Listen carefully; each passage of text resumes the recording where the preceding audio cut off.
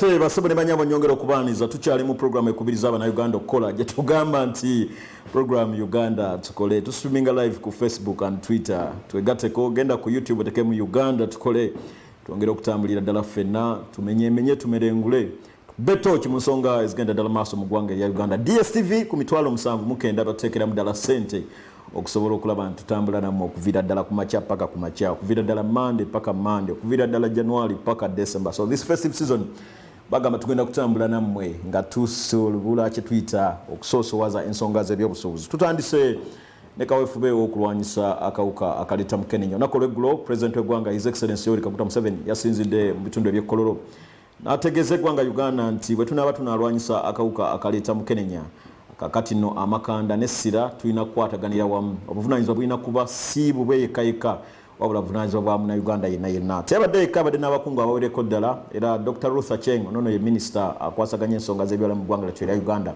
ebimu ku bintu byakkaatiriza nti senga tugendera maaso kubanga tutambulira ddala ku ddagala ate ne tulimira mu butuufu bwalyo tujja kwongera ddala maaso okulaba nga tukola n'abalala byasobola okukola ezimu ku nsonga zeyakkaatiriza zensonga za funding kakati baba kungu okuva mu Uganda AIDS Commission abo bagambye nti government mutongere ku sente okusobola okulaba nga tulwanyisa ekirwadde kineno musasi waffe yabadde obutereevu era natukuŋŋaanyiza obubaka bwe buti Uganda nayo yeegase ku nsi yonna okuza olunaku lw'omukenenya.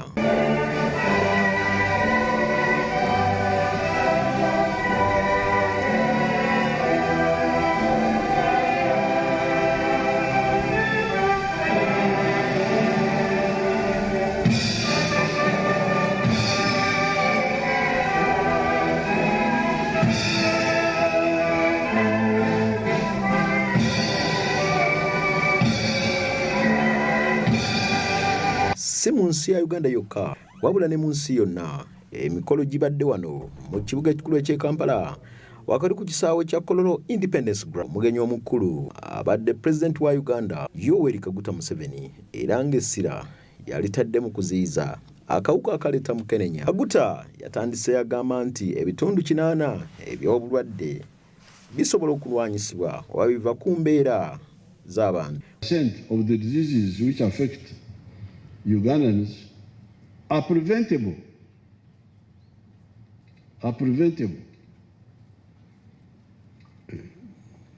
And many of them are preventable by behavior change or knowing what to do.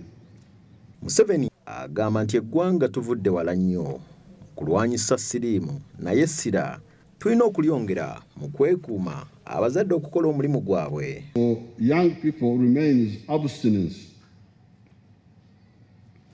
Focus on their studies until they are old enough and prepared to face the world. Parents are the foundation of your families, and your children depend on you for their safety and well-being. Parents should therefore spend quality time with the children, setting an example for them to follow, equipping the children with skills on how to deal with peer pressure. That peer pressure is very dangerous.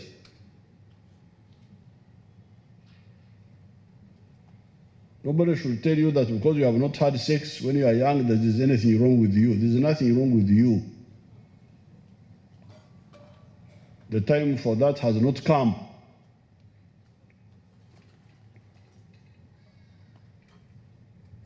I normally talk to my children like that, very, very openly, and they always listen to me, all of them, and my grandchildren.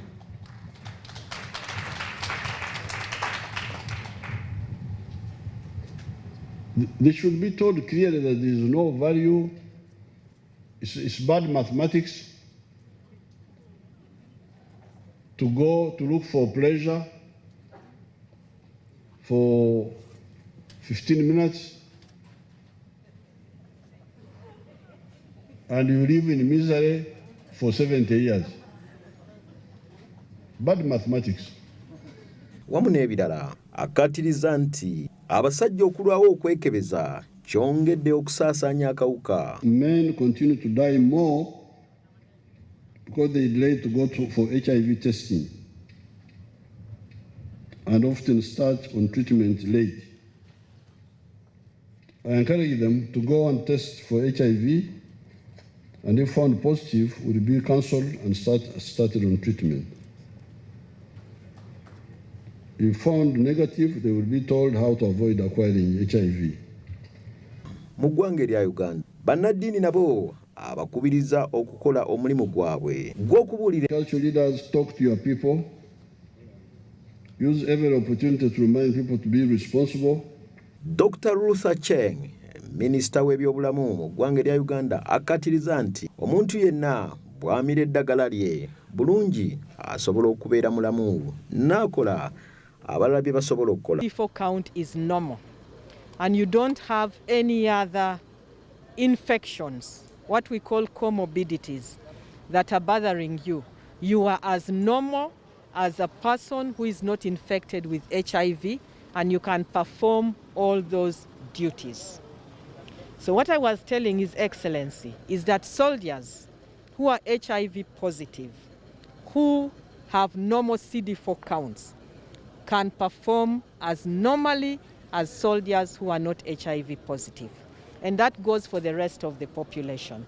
So it is important that when you are started on antiretroviral drugs, if you're HIV positive, you adhere to your medication.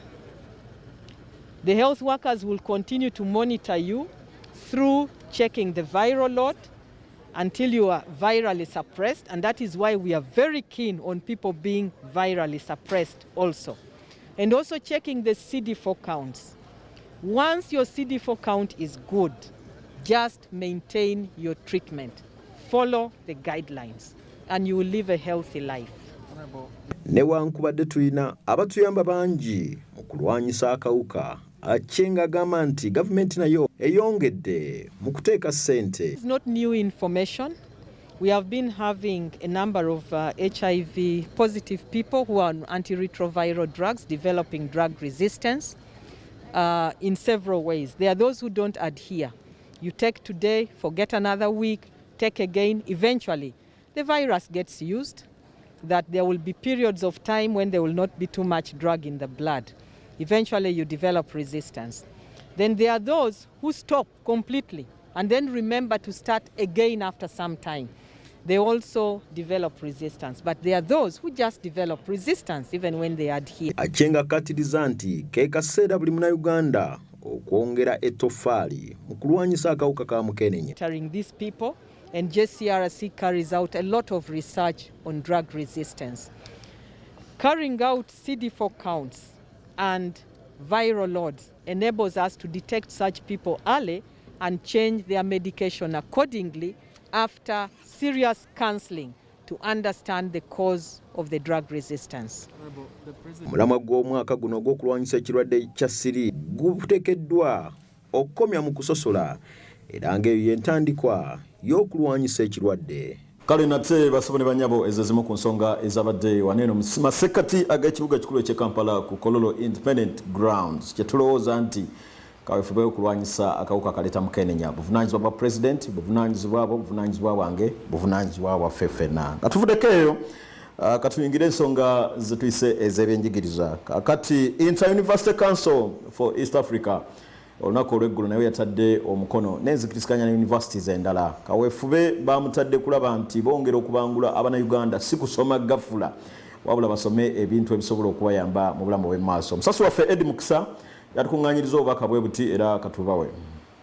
Olunaku lw'ejjo ennaku z'omwezi lumu omwezi ogwa December, Inter-University Council for East Africa yavuddeyo n'ekwatagana ne universities ez'enjawulo ezegattira mu kagwa East Africa. Kino kyabadde wakati wa Professor Gaspard Banyakibona, Executive Secretary owa Inter-University Council for East Africa, ne Professor Stephen Kiyama Gitahi, Vice Chancellor owa University e Nairobi.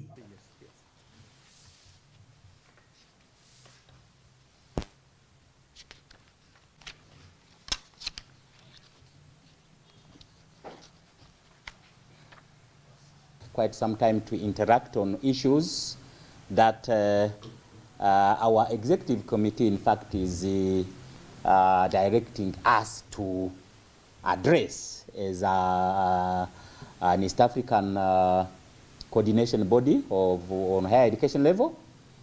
One of those were the mismatch of the skills that we are producing as universities compared to the need of the business community, compared to the need of the job market.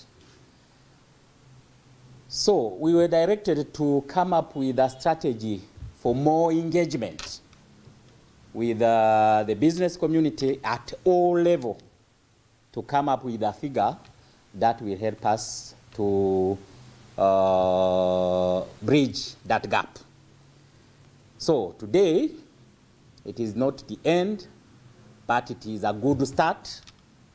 We are going to sign an MOU where, of course, on our side, we are going to mobilize universities for more interaction with business community, especially from the benchmarking process up to the curriculum elaborations, internship, and even, interactions up to having training partly at the university and partly at the industry.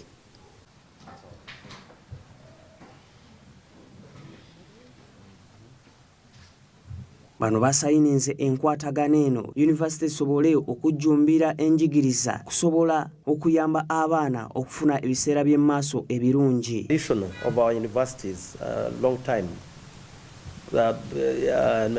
Teaching, you get your degree, you get your postgraduate degree. We used to follow our traditional syllabuses.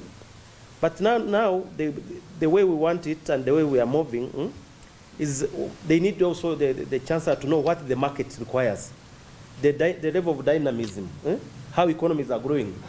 I gave you an example that when you look at the statistics, the GDP growth for our region is more service-oriented. We are moving into a digital ready economies. But does our universities respond to that at the same pace?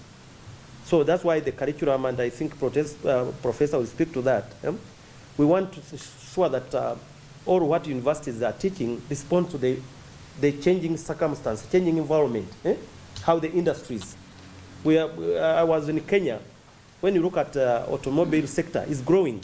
It's one of the sectors we are promoting, Kenya, Rwanda, and it is growing. But do we have our universities, are we aligned to train our engineers so that they're able to respond to the needs of our automobile? The telecommunication, M-Pesa, is one of the sectors that is moving quite, registering a double-digit growth. Do we have engineers in mobile? Are we training our people in terms of how M-Pesa is evolving? So those are some of the areas that has been happening. The industries are capable. I was in Kenya. They said, no, we are ready to take up the young graduates, but they need, what they gave me, they said, it takes them 6 months to train engineers again. You have a PhD, but you are again industry are incurring expenses to retrain you to be in that level of the value chain they want. So they are incurring costs. Industries are incurring costs. That's why we are saying no. Let's also see the private sector what they need so that our institutions are training based on the requirement by the labor market, the requirements by economics. We are not moving at the same pace. Enkwatagano eno yeggatiddwa ba vice chancellors aba universities ez'enjawulo ezigattira mu kago gwa East Africa.